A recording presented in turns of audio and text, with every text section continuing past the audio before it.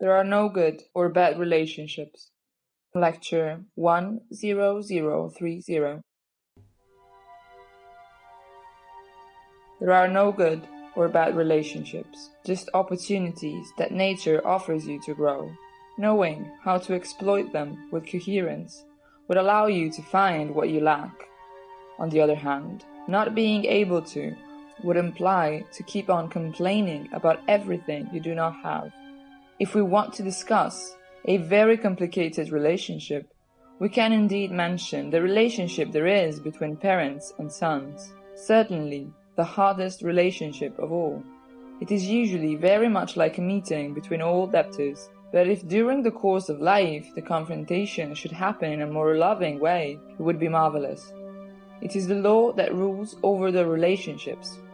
Should you happen to make unpleasant encounters, that would mean that you still do not understand what gifts they bring, and as a consequence, you struggle handling them in a coherent way.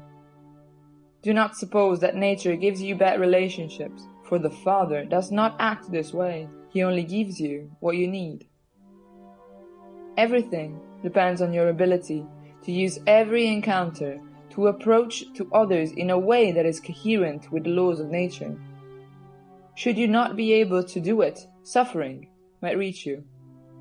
Do not think that there is someone causing you problems. Avoid blaming your difficulties on others, and remember, you are the creator of your own pain. Do not keep going beyond your possibilities. You'll end up in a bush of thorns. Everything lies in your hands, like the hoe your father gave you. Should you hoe just everywhere, casually, you would end up hitting your own feet. On the contrary, if you did everything with love and attention, your work would be worth that of 10 people. Anybody at the head of a company should know very well these principles.